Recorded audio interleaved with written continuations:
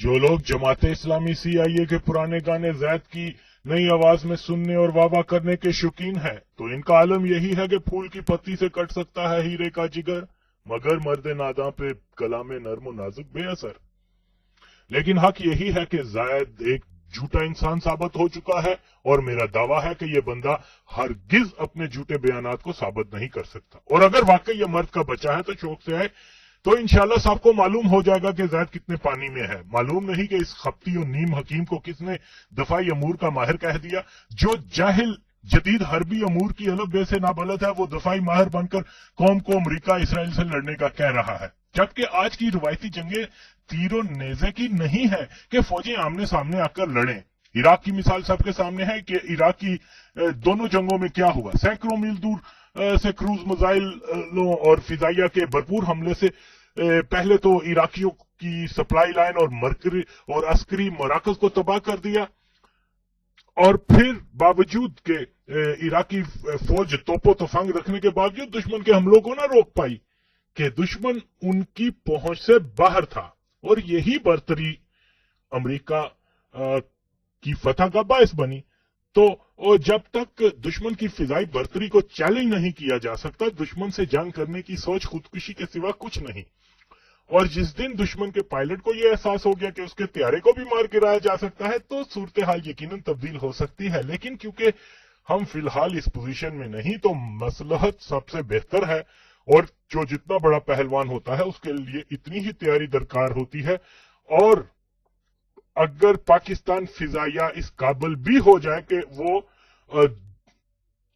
دشمن کو چیلنج کر سکے تو امریکی آسانی سے سعودی عرب اور خلیج کی ریاستوں سے پاکستان کا تیل صرف ایک فون کر کے بند کروا دے گا کہ پاکستانی طیارے پرواز ہی نہ کر سکیں۔ زائد تم کو خوش ہونا چاہیے کہ تم پاکستان میں اپنی تمام تر بدحواسیوں دروغ گوئیوں کے باوجود ایک دفاعی امور کے ماہر کہلواتے ہو، اور میڈیا تم پر بہت مہربان ہے۔ ایسا تو نہیں کہ تم نے زرداری کو 10 کی بجائے 20 یعنی سمجھدار کے لیے اشارہ کافی۔ شنید ہے کہ تم خلیفہ بننے والے ہو۔ چلو، تمہارا ہیرو ضیاء بھی امیر المومنین بن کے 11 سال اس قوم پر ظلم کر چکا ہے، تو بھی اپنی قسمت آزما لے۔ ویسے یزید پلید بھی خود کو خلیفہ کہتا تھا۔ زید اور یزید کی خلافت کا فرق تو یہ قوم دیکھ لے گی، تو کیا حرج ہے، تم بھی اپنی قسمت آزماؤ۔ لیکن باہر طور اے پاکستانی ہو، زید کی خلافت کو ابھی سے نامنظور کر دو کہ یہ اس قدر جاہل اور جھوٹا ہے کہ دعویٰ کرتا ہے کہ میں خلافت لاؤں گا، خلیفہ بنوں گا، اسلام کا نظام قائم کروں گا، منتشر مسلمانوں کو لیڈ کروں گا، کفار سے جنگ کر کے ان کو ختم کر دوں گا۔ بس ایک بات کی کمی رہ گئی ہے کہ تو نے ابھی تک اپنے امام مہدی ہونے کا دعویٰ نہیں کیا، باقی کام سارے امام مہدی والے تم نے اپنے سر لے لیے ہیں۔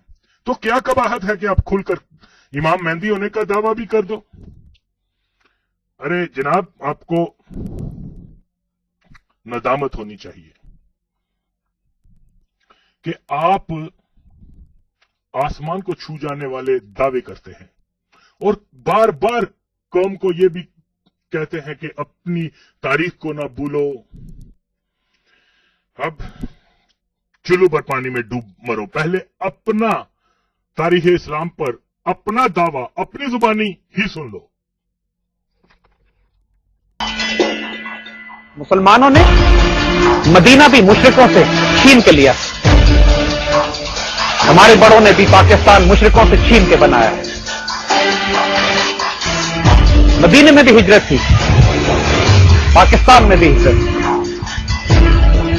مدینے میں بھی بہت سارے مسلمان پیچھے مکے میں رہ گئے، پاکستان میں بھی بہت سارے مسلمان پیچھے ہندوستان میں رہ گئے۔ جی تو مستقبل کے خلیفہ صاحب، اتنا بڑا جھوٹ بولنے پر بھی تم مسلمانوں سے، پاکستانی قوم سے معافی طلب نہ کرو تو پھر تم جیسا ڈھیٹ اور گھٹیا انسان پوری دنیا میں نہیں ہوگا۔ جا پھر سے تاریخ اسلام کا سبق یاد کر کے آ، تو تم کو معلوم ہوگا کہ جب اللہ نے نبی محمد صلی اللہ علیہ وسلم کو ہجرت کا فرمایا تو اس دوران اہل مدینہ نے مسلمانوں کو اپنے پاس آنے کی دعوت دے رکھی تھی۔ मुसलमानों को मुशरिकों से जंग नहीं करनी पड़ी मदीना के लिए, बल्कि मुसलमानों की आमद पर अहले शहर ने जश्न मनाया और ना कोई मुशरिकों से जंग हुई, ना वहां पर कोई छीन झपटा हुआ। ये मालूम नहीं तुम्हें किसने बता दिया है? तो वाकई तू किसी खुद साख्ता नबी का ही कोई जानशीन ही है जो ऐसे खुद साख्ता वाकयात बयान करता है। कोई शर्म करो कि तू किस दीदा दिलेरी से ऐसे झूठ बोलता है। और अल्लाह अल्लाह, जो बंदा इस कदर मशहूर इस्लामी वाकये की बुनियादी तारीख को ही बदल दे, उसको अब हम तो खलीफा मानने से रहे। हां, अगर मम्मी डैडी का खलीफा बन जाए तो इनमें चलेगा। शुनीद था कि कोई बहुत बड़ा मुजाहिद गाजी अफगान और दफाई अमूर का माहर ब्रास ट्रैक के इनवान से वारद हुआ है और मुश्किल से 10 या 12 बयान सुने तो इस कदर झूठ और जहालत पर मबनी बातें सुनकर सोचा कि इसको बेनकाब ना किया तो नाइंसाफी होगी। इसलिए जल्दी से इसके दीगर बयानात सुनने पड़ेंगे ताकि इस मुनाफिक के मजीद झूठ सामने लाए जा सकें। जैद का एक कमाल यह है कि वो बिला किसी दलील या तारीखी सबूत के बड़े जोशो खरोश से कौम को अपने ही अदादो शुमार बताता है। अब अपने एक बयान में कहता है 40 लाख मुसलमान हिंदू सिखों डोगरों के हाथों रास्ते यानी हिजरत करते वक्त शहीद हुए, और फिर इसी तकरीर में आगे चलकर 40 से 50 लाख तक का कह रहा है। इसलिए पूरी तकरीर सुनने की तकलीफ गुवारा नहीं की कि हो सकता है तकरीर के आखिर में शहीद होने वालों की तादाद 90 लाख तक ही ना बता दे। जबकि तारीखदान और हमारे बुजुर्ग इस पर कायम है कि बंटवारे में मुसलमान और गैर मुस्लिम मरने वालों की तादाद 5 से 10 लाख के लगभग थी और जैद हमीद के अदादो शुमार सिर्फ मुसलमान मरने वालों की तादाद 50 लाख थी। वैसे इसमें जैद का कसूर नहीं कि इसके पीरो मुर्शिद ज़िया का दायमी साया है, वो भी अदादो शुमार में 90 दिन को 11 साल जानता रहा। एक जगह कह